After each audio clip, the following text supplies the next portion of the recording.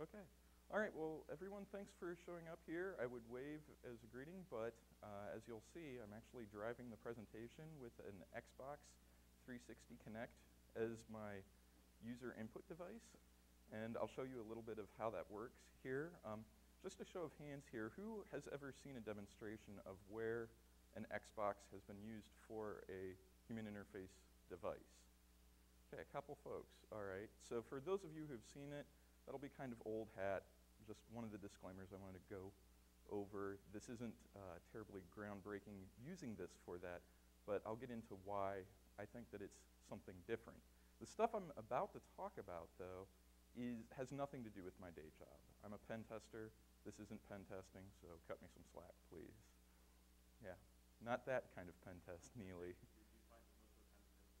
Most of the time the pens work. The quality control is pretty good. It's really an issue of getting the paper and ink flow quite right for consistent testing. I was paying attention last year.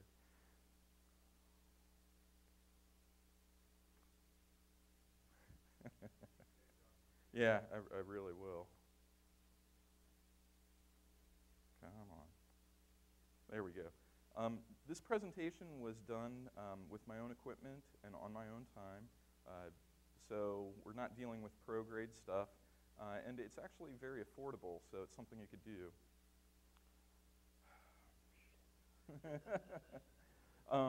And I've written none of the software that I'm using. And the purpose of this talk is more to be a concept car, something to think about, something to excite your imagination. And we're not going to be talking about big data in the classic sense. A lot of people think that unless you're talking about terabytes or petabytes, that you're not dealing with big data. And for me, I think that that's kind of silly, because if you have too much data, stuff that you can't interact with, that you can't do meaningful analysis on and act on, you've got big data. And that might be in the gigabytes or megabytes region.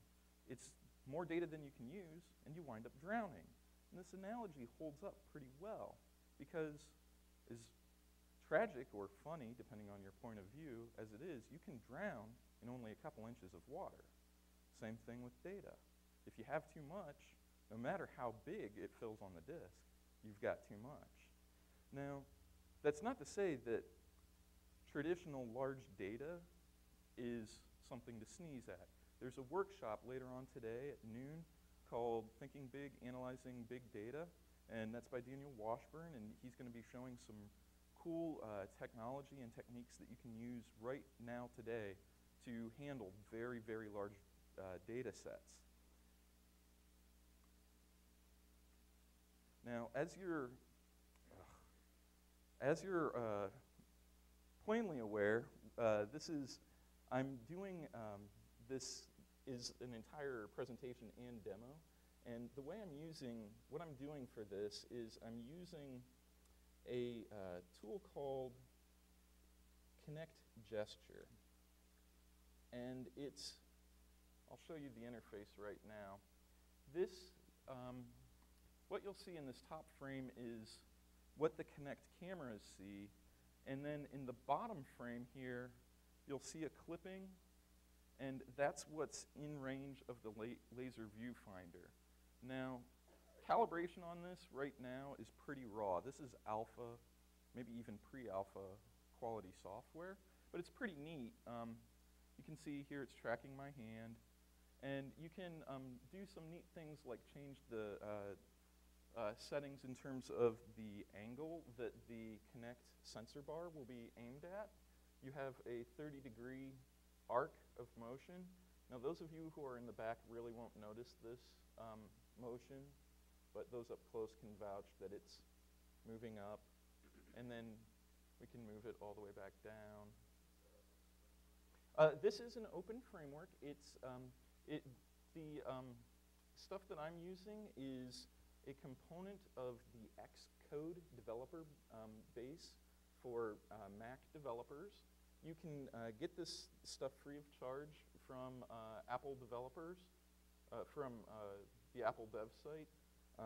Fair warning, they do charge for some of the Xcode packages, And so you have to kind of hunt around to find the free developer version.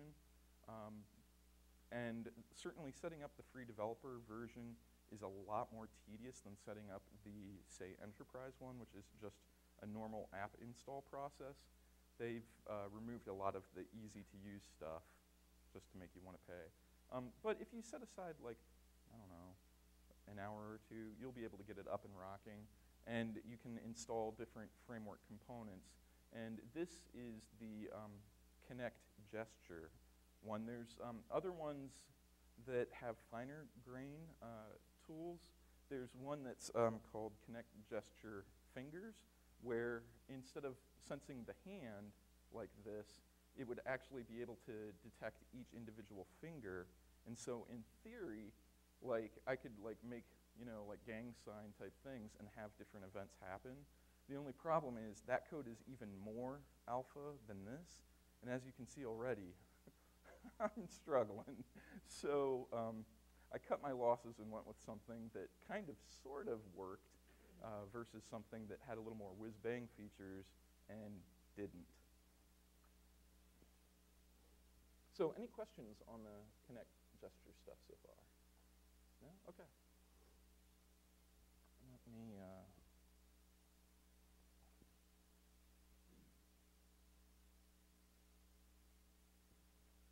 pause that.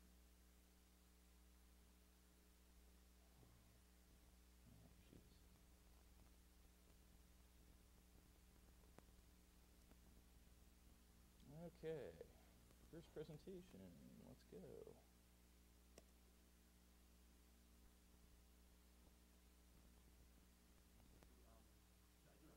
Yeah, fire away. Does the stuff that comes into the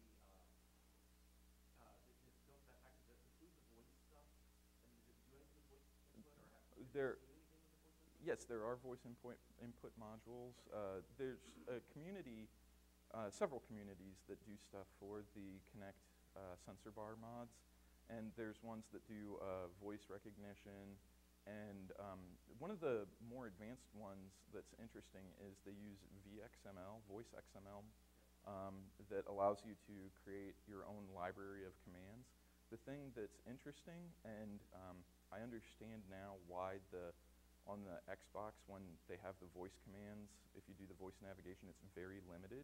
The reason is that it's pretty janky, even under the best of conditions. So what I've noticed is on the Microsoft Xbox, when you log into Live and you've got your media console mode, that menu, all of the verbs that it will accept are very, very different sounding.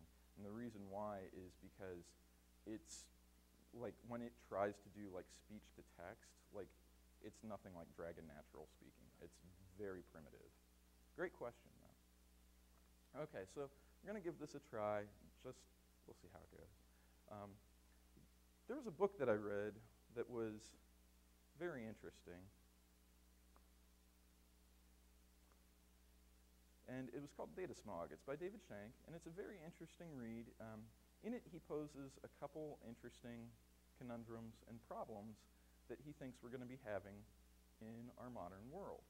And one of the things that you got to know about this book, though, was that it was written in 1998.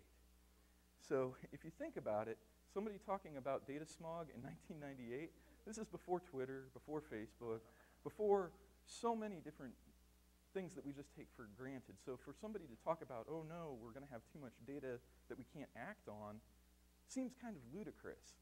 Case in point, this was our best bet for mass storage and removal of drives. And for those of you who don't know, the Jazz drive was pretty horrid. But David Shank, the author, did have a couple things right. One of the things that he said is storage density is not going to be a limiting factor. And by and large, that's true. Now, if you know somebody or you yourself or someone you love is developing data density solutions or works for hard drive research, that's important stuff. And I'm not saying, boo-hoo, your work is unimportant. But what I'm saying is that's not yet been our bottleneck. We just build more and more SAN racks. And then eventually somebody comes up with a higher density drive, and we replace the drive units, and presto chango, we're good to go. So that's not been the big issue. Another item is that data access speed.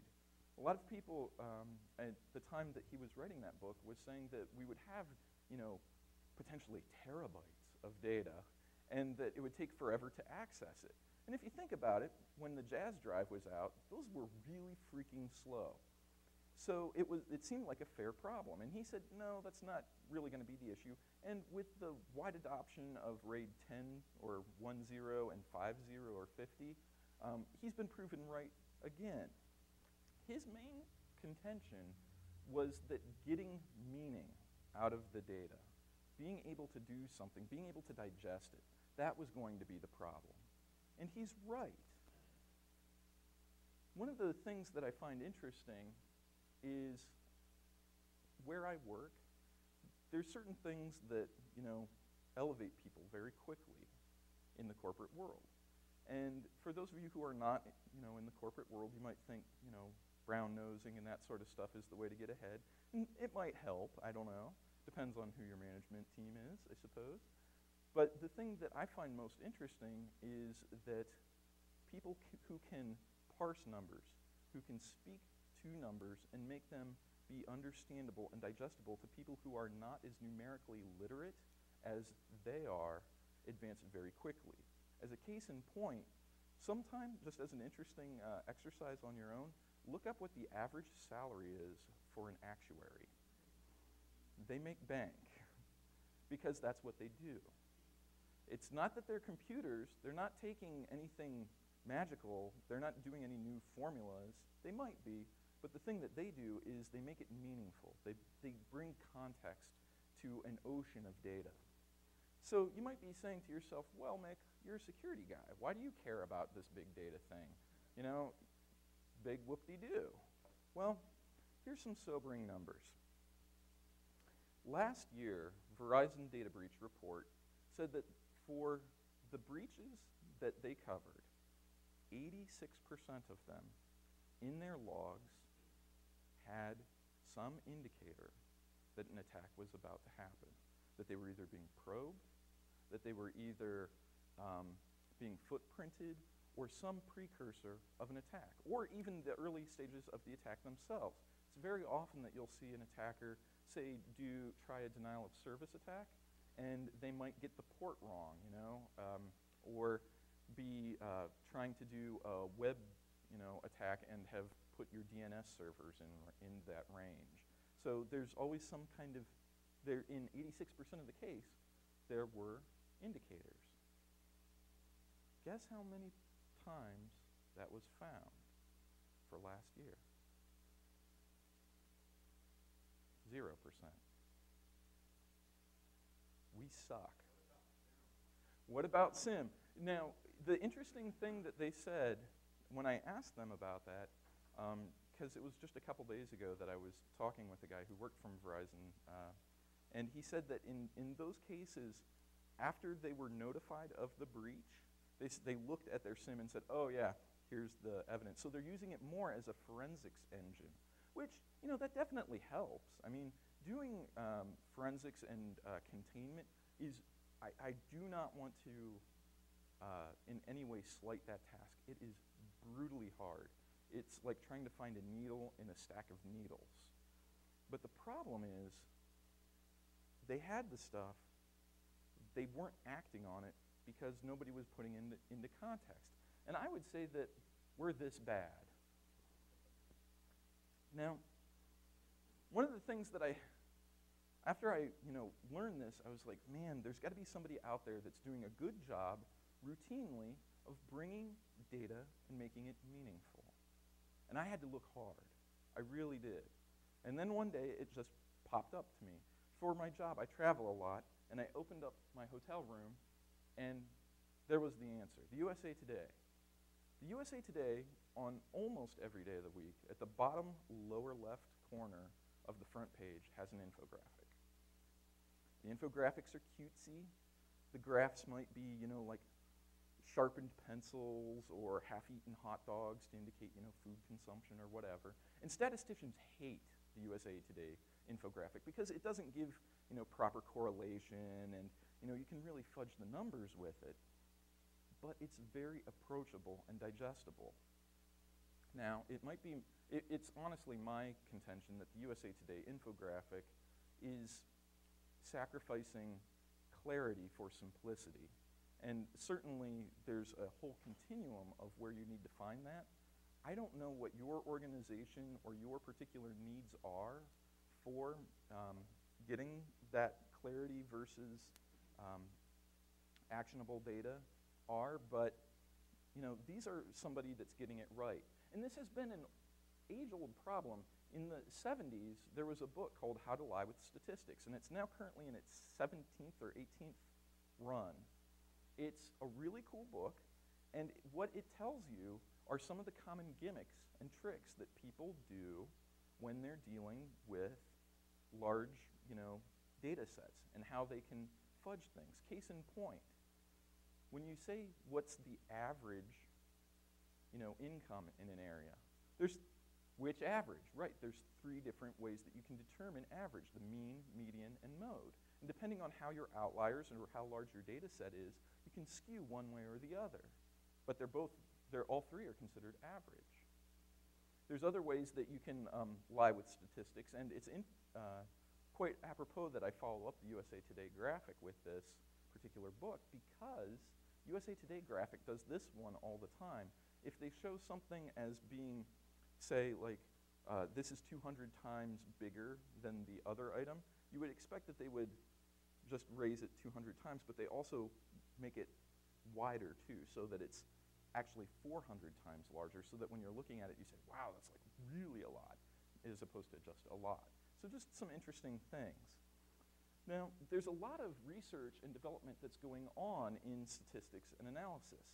Some people say that we're living in the golden age because there's a lot of new things that are coming into play. There's some very cool projects at the university level where people are using graphics cards to crunch through large data sets very, very rapidly. And that's pretty freaking cool. However, I would posit that we're living more in the early industrial age, where there's all these belts and whirly things exposed, and God help you if you're wearing loose clothes, because Lord only knows what body part you're going to lose in a second. And I think that this analogy bears out more because we continuously see data breach after data breach after data breach, and yet 80% of the time, 86% of the time, there's precursors. I would love to go to a casino where I had an 86% chance of winning a game of chance. Well, the 86% number Yes. is a misnomer. That's only in cases where it wasn't detected and breached. Excellent point. So, It's not taking into account the fact that if someone detected it, stopped it, they're not going to make the correction. fair enough. It's a scary number. Yes. And most people don't do it well. But Right. that's not necessarily saying. Yeah. I mean, that's an excellent point. Just for those on the yeah, speaking of lying with statistics, for those on the watching the rebroadcast, the comment was that the 86% are only those who were actually compromised, and so in that case, that's playing around with the sample set, which is very much a big, big problem in statistics. So, can technology help get us out of this bind? I think that it can. It does have a place, and there's some really freaking cool technology that's coming out. Just about everybody in the Twitterverse was like, oh my gosh, Google Glasses, this is great. And I agree, this will offer a very new avenue, a totally new user interface. The paradigms that we've used in the past to work with data can shift. And it's up to us, the geeks, to determine what that is. That's really cool and exciting. And if you want to peek at what this future can bring, read these 2 books. They're awesome. They're real gripping, in my opinion. However, having spent my time on the internet and browsed through, say, 4chan/B, I can't wait for the hacks where you're seeing this. Nothing but this on your Google Glasses everywhere. So, understand that it's not always going to be great. A big part of the problem that we have are our tools. Many of the tools that we're using simply aren't up to the task. And the tools that we have, we don't know how to use. I purposely picked golf clubs because I have a set of golf clubs. I am not a golfer. That becomes evident when you see me hacking. And it's not keyboard hacking, it's just chopping away. There have been times that the divot goes further than the ball. And that's the problem that we have in a lot of institutions and corporations. There are people who are just kind of winging it, hoping that their data analysis stuff works and works appropriately. Now, there's a very interesting tool. I've done a little bit of research on this, not as much as I'd like, but I found that those companies that are engaging in data analytics have invested significantly into it. And they are using a software package that has been around for well over a decade, and it's written by a very large, well-known software company. And every year, every single year, this company just dumps millions into R&D and user case analysis. They want to make it better and better and better. And about every 2-3 years, there's a new product release of it. And I see some of you people like, ooh, you know, what's this product? You know, you're saying, shut up and take my money. What is it? It's Microsoft Excel. That's what we're using. Now, Microsoft Excel is great in doing simple sums and averages and that sort of work, but when you start talking about things like data correlation, log analysis, it breaks down. It breaks down quickly. Does anybody know how big of a data set you can put into Microsoft Excel? I'm sorry? Yeah, it's around 65,000 rows, which, you know, I'm sorry? Yeah, that's, okay, good point. Right, it's not nearly enough to, so like, for case in point, if you have a moderately trafficked website and you put your, you know, Apache HTTP log in there, it would just cack out, you know, it simply is not up to the challenge. Yes. Now, there are some things, though, if you just visualize, you know, the Excel workbook. What if we gave it truly unlimited data size? Just truly remove that barrier. And if we remove the stupid bars and the ribbons and all that crap, hey, it's a database all of a sudden. That's pretty neat. But what if we took it one step further, and instead of each worksheet, we stacked worksheets on top of each other? Instead of being a table, you're going to have something that looks a little bit like a cube. What that is called an OLAP, OLAP data cube. OLAP is for online analytical processing. Now, it doesn't have to be 3 dimensions like I just talked about. You can actually have OLAP data cubes that are what are considered hyperdimensional. You can add as many dimensions as you want. The problem with OLAP data cubes is that, well, how do I put it? Okay, think of how difficult it is to have a proper rational database with normalized data. Okay? Now add another axis, and add another axis, and add another axis. We have people that don't understand what an outer join and an inner join are. Imagine what you do when you add a z-join, which is one of the one of the commands when you're dealing with OLAP data models. So,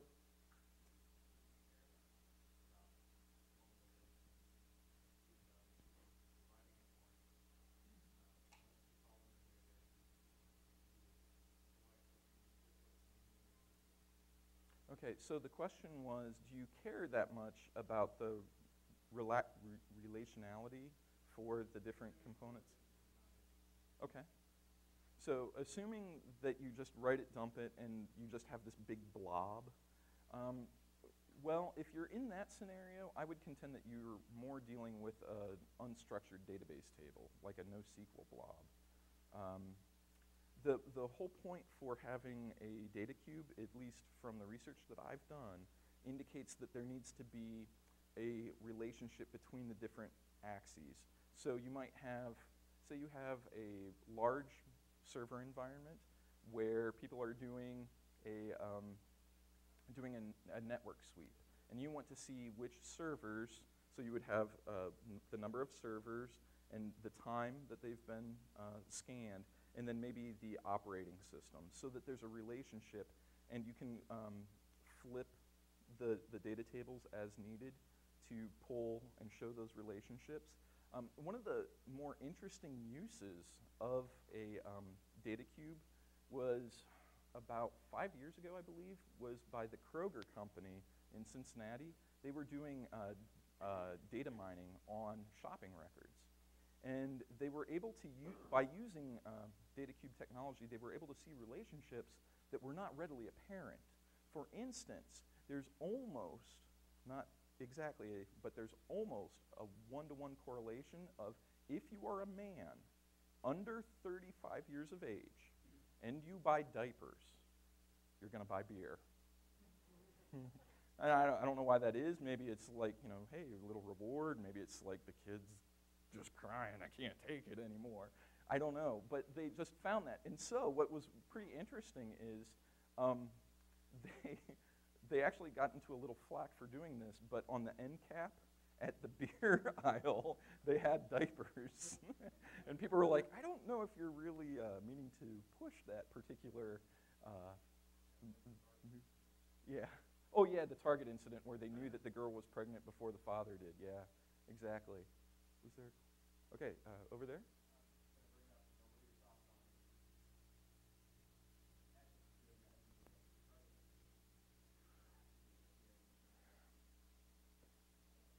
Well, that's a bigger issue.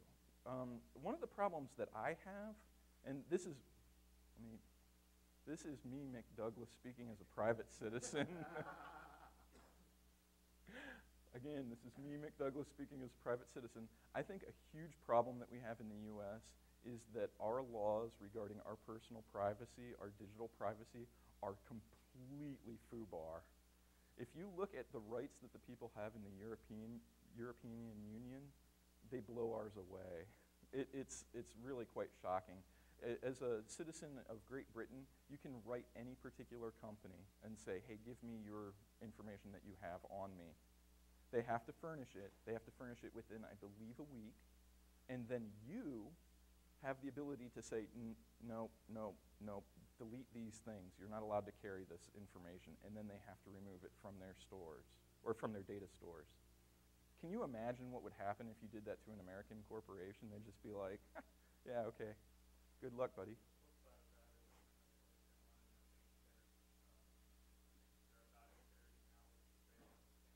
Well, yeah, that is an excellent point that you brought up. For instance, like in London, if you're inside the square mile of the official city of London, you physically cannot be off closed-circuit TV. That's pretty creepy. So, there are pros and cons, and thanks for pointing that out. Well, yeah. Yeah, let me skip ahead here a second. So there's a couple places that I would recommend that you check out that are doing some pretty interesting things with data visualization. XKCD, it has some amazing data visualizations. The one that was probably the most impressive was the money one, and I see some nodding. And that for those of you who don't know what I'm talking about, hit Google, hit Bing, or whatever search engine you prefer, and type in XKCD money, and it's a large PDF with each little, he draws these little squares, and they indicate, I believe, millions of dollars. And then he makes these bigger bricks that show how much money has been spent on different things. And it's quite shocking to see how the money's been allocated. And it brings a certain reality to these very large numbers. Because part of the problem that we have is once you have 9 zeros, 12 zeros, 15 zeros after a number, your head just kind of goes, and you're like, oh, that's big. And it's even I have a hard time understanding that a billion is 1,000 million. It's much, much bigger than a million. So just something to see. So now, just go out there and try something. I'm going to show you some of the models, the software things that I'm going to be continuing to play with. Certainly this needs a lot of work, but there's some things that I'm modeling after, and I want to show you them right now.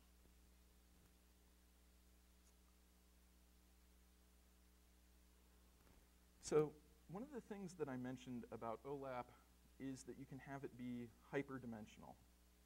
And this is a big freaking problem when it comes to visualization. If it's a 3D cube, that's something that people can easily grasp and get. But if you're talking hyperdimensional data sets, that gets really freaking ugly. And this is a tool which will help you deal with hyperdimensional data sets. This is the OLAP cube. It's a Java, here, let me get the website up on here. That was written for a doctoral dissertation, and it lets you interact with the data sets, and you can change your axes, change your targets, and then, oh boy, I can't hit the refresh button because it's off somewhere where that window is now. But when you refresh, then you will see what the different data values are in that particular tuple. For those of you who don't know, tuples are the individual data components that are in the database. So that's a pretty interesting thing. One of the demos that I was working on that has horribly failed was a Flash component that worked something like this. The idea, and I'm going to give this a shot. I don't know if this will work. Oh, it's, okay, it won't even go over to that screen. So, like I said, concept car, folks. The idea of this was if you had only a three-dimensional data cube, there would be a hot zone that you would click in, and you could rotate and play with the axes and see your data. And then from there, using the pinch to zoom type functionality, you would be able to zoom in to the data and then grab it, rotate it along. But as you can see, simple mouse controls are giving me fits. So I'm a couple months away from there, but I'm going to keep at it. It's very fun. Frustrating, but fun. I highly recommend it.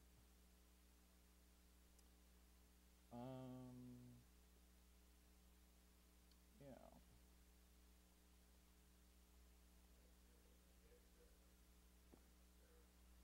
Oh, that cube, that was a sample data set that I took my home lab, and I was doing a bunch of Nmap scans, Nessus scans, and Metasploit attacks. And I took them, and it was attacks, servers, and time. And then you would be able to drill in. The goal, ultimately, is to make kind of like a more readily understood SimSem kind of concept where you can say, okay, I saw a packet like this. Now, give me two things. Give me the timeline for all of these attacks and show me which hosts were attacked. And then, I'm sorry? No. Yeah.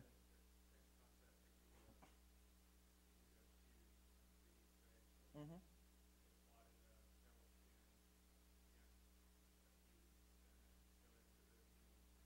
Okay, if you don't mind after the talk, I'd like to chat with you about that. That'd be cool.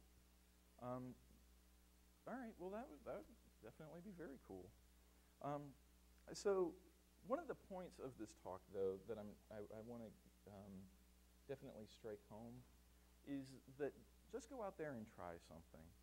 This is a woefully understaffed area.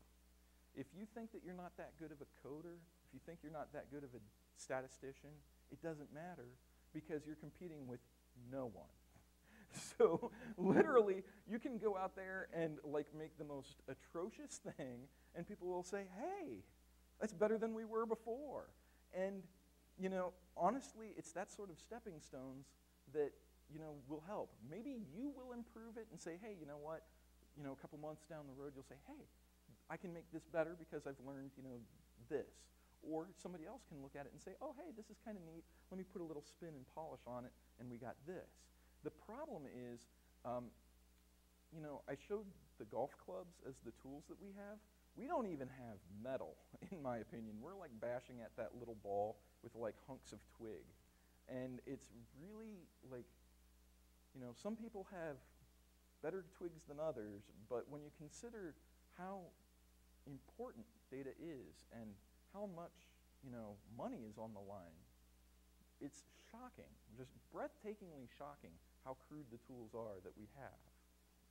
Now, as you can see, this talk was pretty flawed. The Kinect was not that cool. It certainly needs a little more tuning and better understanding of the space. And one of the things that I wanted to point out was a good story that I remember reading on thedailywtf.com. That's a site that was developed by a guy named Alex, based here in Cleveland. A real nice chap. If you ever see him, say hi. But the Complicator's Gloves is an interesting story. And this was posted years ago, but it really resonated with me, so I remembered it. And the story goes this way. This software developer is riding his bike into work. And he then goes onto the team message board, and he says, "Boy, it was kind of cold today, and my hands got cold as I rode into work, and that made me sad. Is there something that we're really smart, can't we come up with something that will fix that?" And after, a half day of, brainstorming and geeking around and playing with hardware components, they had a very, very rough prototype that they were going to start affixing to this bike. And it worked something like this. There was going to be a generator that spun off the front tire, and it would shoot the electrical impulses up to the handlebar grips. And the handlebar grips would warm up with the electric current because they would just be simple resistors. Hey, that's pretty neat. And they had some of the components assembled, and then someone came in and they said, "Hey, what are you doing?" And they were all excited, and they said, "Hey, this is really freaking good. This is awesome." And he goes, "Hey, idiots, that problem's been solved." And guess what? I did the Complicator's Gloves today. I'll admit it. Advancing slides in PowerPoint has been solved. There's little remote clickers. There's what I was doing when the thing finally failed, hitting the space bar and the cursor keys. So one cautionary tale that I want to give you is throw stuff on the wall, but if it doesn't stick, be willing to let it stay on the ground. There's no point in spending your time tilting at windmills. There's a lot of good work to be done, but if it isn't going to work, it's not going to work. To be honest, I'm really disappointed in how this performed. I'm going to be giving this talk in a couple weeks, a different version of this talk to a much more corporate audience in a couple of weeks. And if the Kinect fails again at this level, I'm probably going to just drop it, maybe for a year or so, and see if they can get some of the syncing issues handled. Or maybe it was my fault. I don't know. We'll find out. So a couple things to remember. You're always going to miss 100% of the shots that you don't take. That's from Wayne Gretzky. And then on the flip side, though, is perfection may look great in his shiny shoes, but he's kind of an asshole, and nobody invites him to their pool party. So don't be afraid to fail, folks. So get out there and develop stuff. Have fun. I'm going to be doing it, and I'll be posting what I do. Have fun. There's literally nothing, like next to nothing going on in this space. It's really like mind-boggling. Go out there and do something. Feel free to contact me. Any questions?